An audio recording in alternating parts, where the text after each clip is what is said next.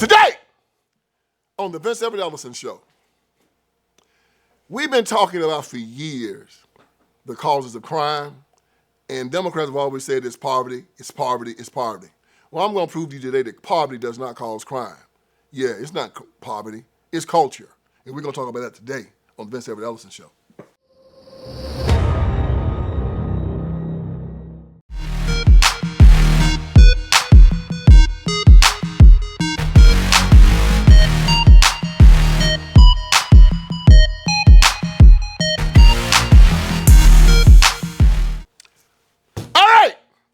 Let's get this thing started. You know, for the last 60, 65 years, there's been this argument about poverty causing crime in the United States of America. It's interesting because this started becoming a thing maybe in the 60s and the 70s. Because when you look at America before especially Black America, before 1960,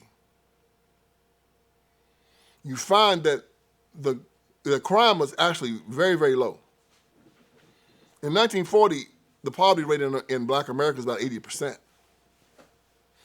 By the 60s, we had cut it down to about 30%. But interestingly, as poverty went down, crime went up. Isn't that interesting? As poverty went down, crime went up. I saw a fascinating stat the other day that said upper middle class black people making over $100,000 a household go to jail in higher numbers than poor whites. So black people making over $100,000 a year, they still go to jail in higher numbers and percentage-wise, as a percentage of their community, than white people who live in poverty. Why is that? Fascinating stat. It goes back to a chapter that I wrote in Iron Triangle about Prince George's County, Maryland. And for you that don't know this, Prince George's County is the richest black county in the world. It has a per capita income of over $100,000 per household. Prince George's County is 75% Democrat and it's about 6% Republican, even though it's a very wealthy county. But on April 26, 2024, Prince George's County had to implement a curfew for the children there. You know why? Because they were so violent. Carjackings, murders, stealing. Yeah. And 2023, Prince George's County had 550 carjackings. Carjackings. That means you drive in your car and you stop at the stop sign, you stop somewhere, somebody put a gun in your head, tell you got the car, they're going to kill you, throw you at the car and drive off in it. They take the car to a designated place and they either chop it up or they put it on a shipping container to take it somewhere overseas to sell. And the kid might get $400 or $500 for it. The guy that has the stolen car getting ready to send it out probably gets about $5,000, $10,000 for it.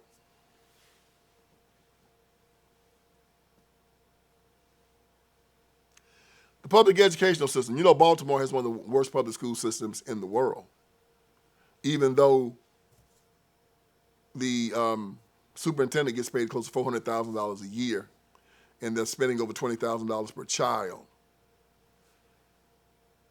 Well, 70.6% of the children graduated Baltimore city schools. That's in 2023.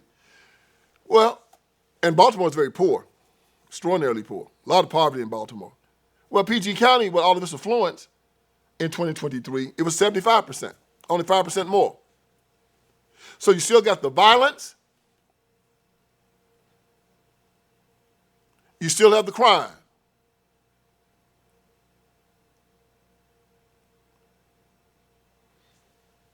If poverty was the problem, PG County wouldn't have any problems at all. None at all. Then what is it? I'll tell you what it is. It's liberalism. After 1960, with the civil rights movement, they started teaching black people that they were victims. And when you are taught that you are a victim, you are taught that you can victimize. And that is why the chronic victim can never be trusted. So you have children now. Even now, you see these little children walking around. Never had to work hard a day in their lives. Don't even know what discrimination is. Want to walk around talking about white privilege and discrimination and how America treat black people so bad. And nobody even bothered you. The only time you might get jacked up if you go out there and break the law and then talk trash to a cop.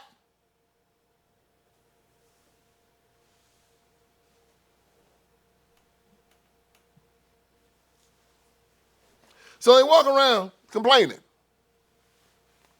Walk around pointing fingers.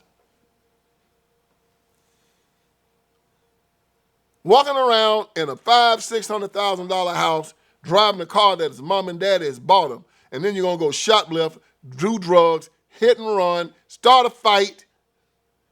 You're going to get some charges put on you. You're going to get put in jail. You're going to have a record. It means you can't get a job.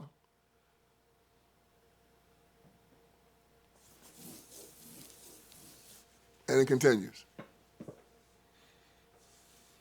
And many times, even in places like PG County, you still got the situation where a lot of the parents, because women, you know, they have these jobs too. And of course, most women, as soon as they get a chance to become autonomous, if they get married and they're autonomous, usually when they get married, if they're making their own money, they've already decided that as soon as they get the first chance, they're gonna jet. So 85% of the divorces in the black community are caused by women. So these boys are being reared in the black community, usually by single mothers, especially during the time when they really need to be reared by their father.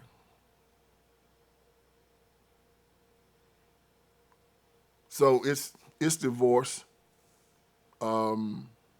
which is caused by liberalism, feminism. It's falling behind these no good black preachers who are mostly liberal, preaching black liberation theology.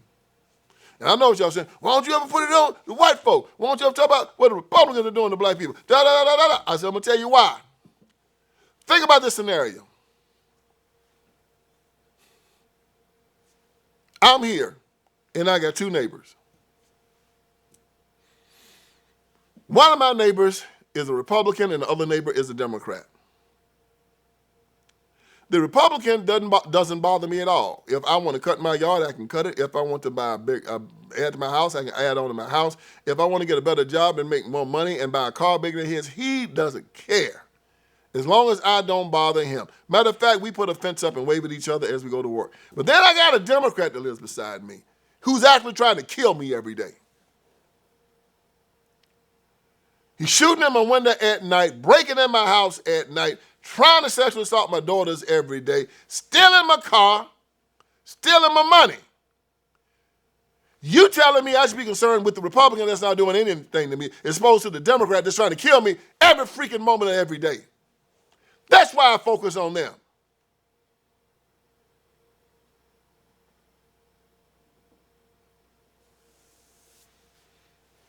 You can go to any conservative part of town, and if you don't bother those people won't bother you. As a matter of fact, they will try to help you if something happens. Let your car quit or break down in a Democrat in a city, and you see what happens.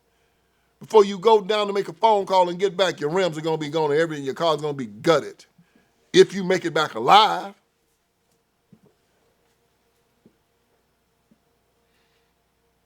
So that's the reason why I don't talk a whole lot about what Republicans and conservatives are doing. Because most of the time, these people are working for a living, and they don't have a problem with you succeeding. The Democratic Party has an aversion to you succeeding. Even if you succeed, they're going to tell you you're a victim. I'm watching TV, man. I'm seeing like Kaepernick and LeBron James, all these athletes and all of these thug stars talking about, we oppressed, we oppressed, we oppressed. Living in $1 million houses talking about they oppressed.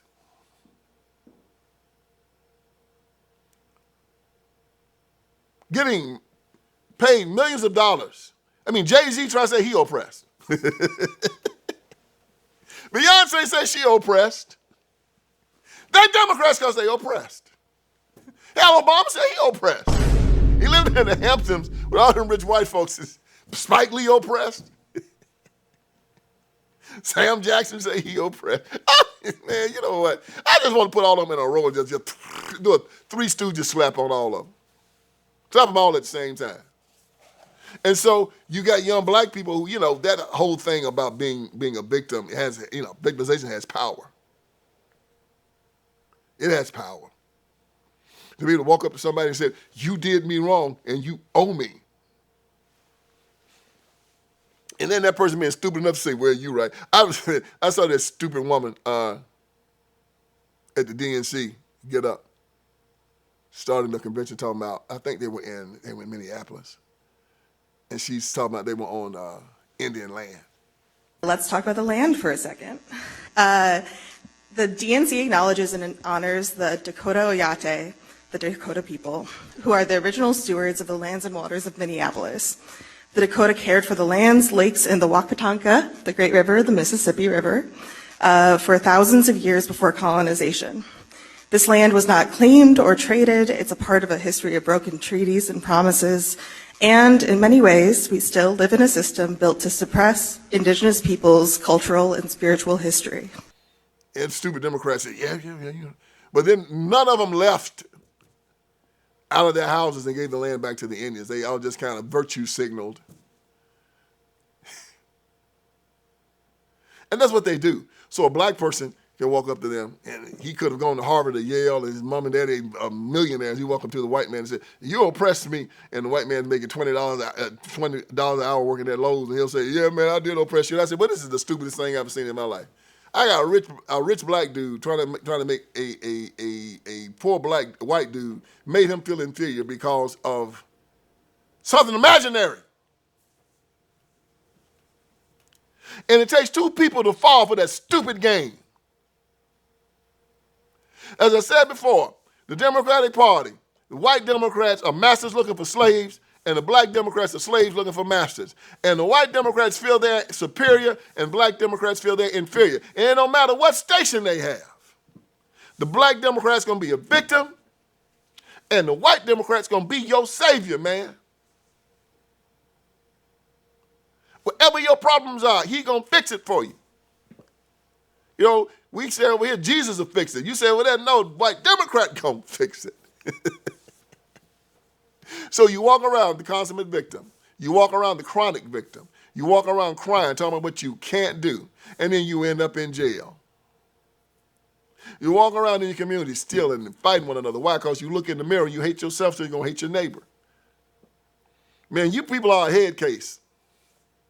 It's got nothing to do with the money that you make. I tell you what, you can walk up to any Democrat tomorrow who's always complaining. The government is about to go broke trying to give these jokers free stuff. And you ask him, how much more do you need to be happy? He's not going to be able to tell you. You got free housing? Yep. Got free medical care? Yep. Free education? Yep. Free food? Yep. What you want me to get, your free Cadillac now? Got your free bus pass. You can go anywhere you want to. Oh, you want me to get you the Cadillac? In New York City, you got free subway passes. So you can go where you want to go. Eat. Oh, you got free Obama phone, too, so you can watch whatever you want to watch on television. I mean, you can watch anything. You can get free internet for your Obama phone. You know that? What more do you want?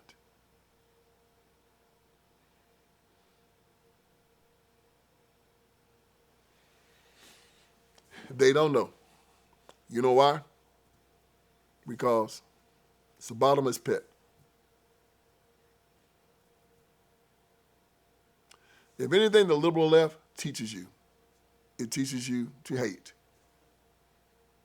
It teaches you to covet. This is why the 10th Commandment is so amazing. Thou shalt not covet anything of your neighbors. Why? God knows that coveting is a bottomless pit.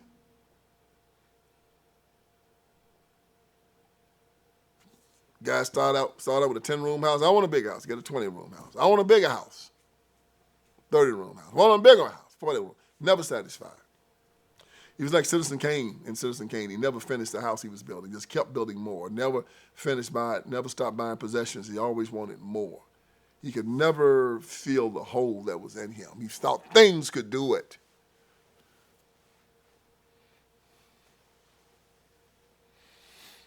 You need to start reading the old transcendentalists again, from Thoreau to Ralph Waldo Emerson. And they'll teach you that fulfillment comes from here. It comes from loving yourself, loving your fellow man, loving God.